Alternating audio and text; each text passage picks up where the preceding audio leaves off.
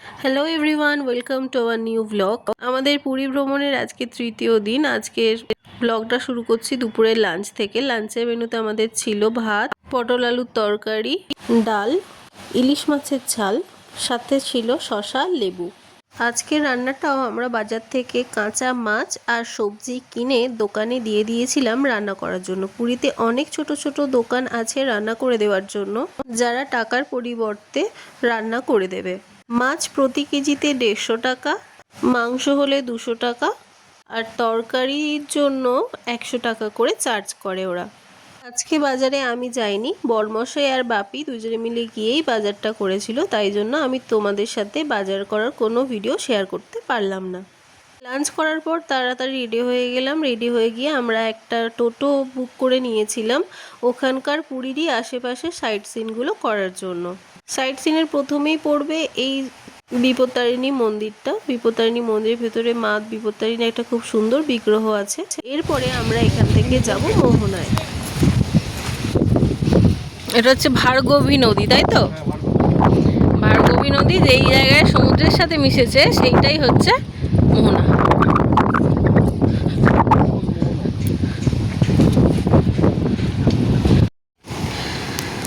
এইদিকে এসো, এখানে সমুদ্র, এইখান থেকে পরিষ্কার দেখতে পাই। এখানে পুরো মিলছে, জিনিসটা বোঝা যাচ্ছে।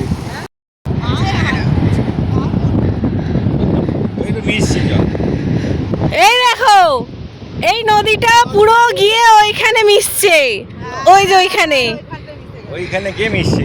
দারুণ দেখতে পাচ্ছ? চলো চলো আসল জায়গা ওই কোথায় দেখার জিনিস। দেখেছেন, এখানে কোনো তোড় নেই নদীর।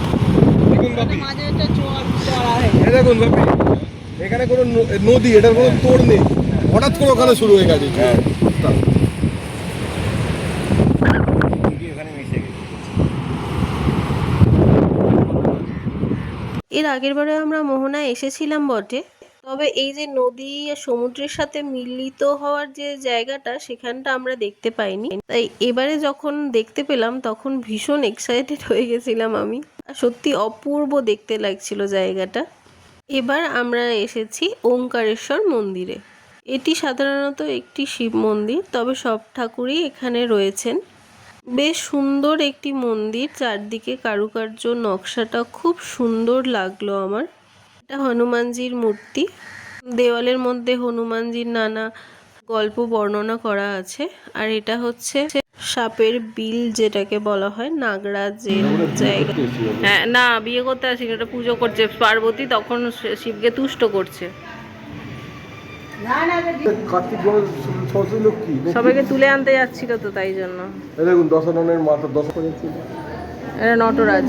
ওটা নটরাজ, একে মারছে। ওই ওষুধটার নামটা কি? ওখানে জগন্নাথ দেবের রথের চাকাও রাখা ছিল। বলা হয় যদি রথ টানার সময় কেউ নাও আসতে পারে, এই রথের চাকায় হাত দিলে বা রথের চাকাটা একটু ঘোরালেই নাকি রথ টানার মতো পূর্ণ অর্জন করা যায়। মন্দিরের ভেতরেই একটা গোশালা ছিল, সেখানে ছিল অনেকগুলো গরু। আমরাও গিয়ে তাদের একটু গায়ে হাত দিলাম আর একটু খেতে দিলাম। এদের সবাইকে আদর করছিস, আমাকে করছিস না?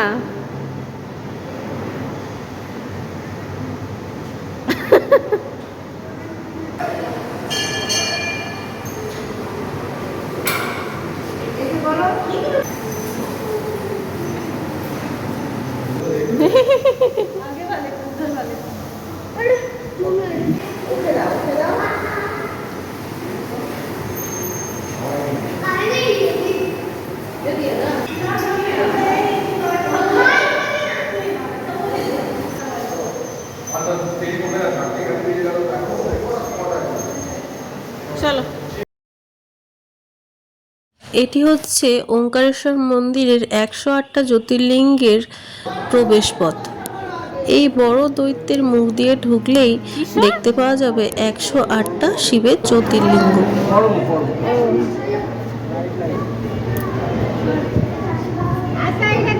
সবার থেকে ফুল নিতে গেলে পুরো পকেটটা ভর্তি হয়ে যাবে। চলো চলো চলো।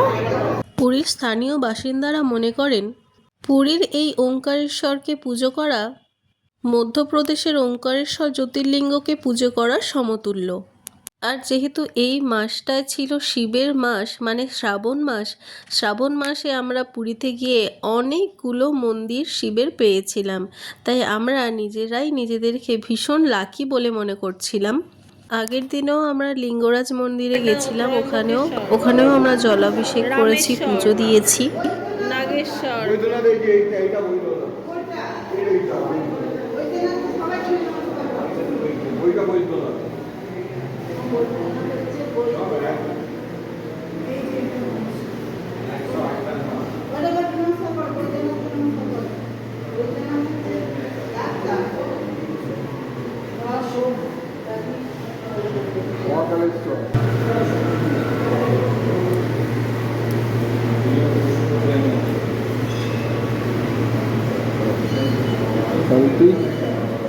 এই ওঙ্কারেশ্বর মন্দিরটি পুরী জেলার ধৌদিয়া নদীর তীরে অবস্থিত।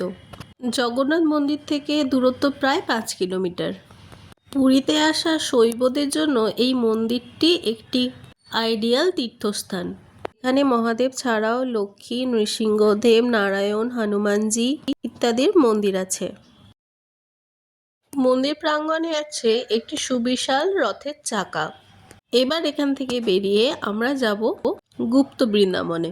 এই হচ্ছে গুপ্ত বৃন্দাবন, শ্রী গৌর বিহার আশ্রম। টিকিট কেটে ভেতরে ঢুকলাম, ঢুকেই দেখলাম এত সুন্দর একটা রাজবেশ পরিহিত জগন্নাথ দেবের মূর্তি। এখানে খুব সুন্দরভাবে শ্রীকৃষ্ণের ছোট থেকে বড় হওয়ার সমস্ত লীলা বর্ণনা করা হয়েছে। এই মন্দিরটি প্রায় 150 বছর পুরানো, আর এই মন্দিরে শৈব ও বৈষ্ণব সব ধর্মেরই দেবদেবী এখানে লক্ষ্য করা যায়। মন্দিরের ভেতরে আছে একটি রাধা কৃষ্ণের মূর্তি, যার বাইরে সোজাসুজি রাখা আছে একটি গরুর স্তম্ভ। আর একটু এগিয়েই আমাদের চোখে পড়ল শ্রী বিষ্ণুর বিশ্ব অবতার। এখানে বৃন্দাবন লীলাটা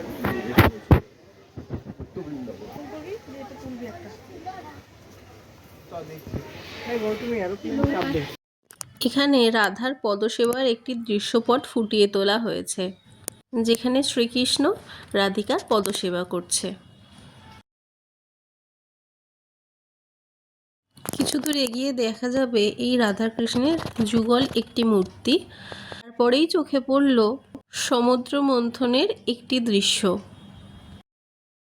এখানে আছে নরসিংহদেব, তার কোলে দেবী লক্ষ্মী। আর এই সরোবরটিকে দেখো কত সুন্দরভাবে সাজানো হয়েছে। মাঝখানে আছে লক্ষ্মী দেবীর একটি মূর্তি, আর এখানে ফুটিয়ে তোলা হয়েছে শ্রীকৃষ্ণের বাল্যলীলার একটি অংশ, যেটা প্রত্যক্ষ করার জন্য ভগবান ব্রহ্মা স্বয়ং এসেছেন। এখানে উড়ন্ত অবস্থায় আছেন নারায়ণের বাহন গরুড়, আর তার পিঠে চড়ে বসে আছেন শ্রীকৃষ্ণ।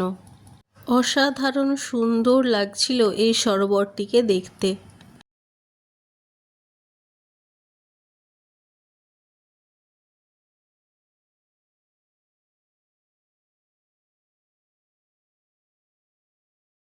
এখানে একটি বড় জলাশয়ের মধ্যে ফুটিয়ে তোলা হয়েছে শ্রী রাধা কৃষ্ণের নৌকা বিহার।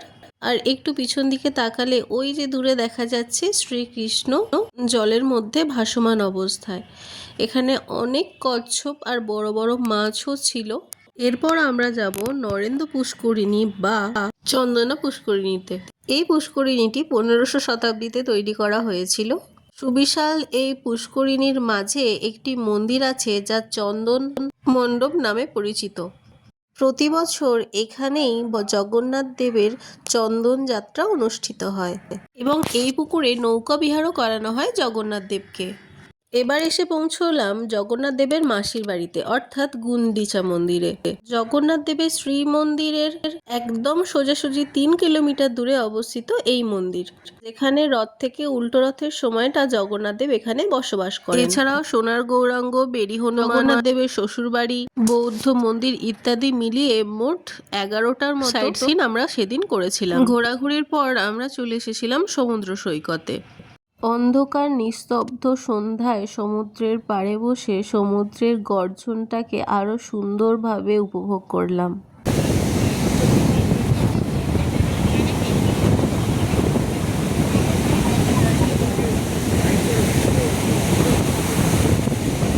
তারপর বিচ মার্কেটে একটু ঘোরাঘুরি, একটু কেনাকাটা, একটু খাওয়া দাওয়া, তারপরে চলে গেলাম হোটেল রুমে।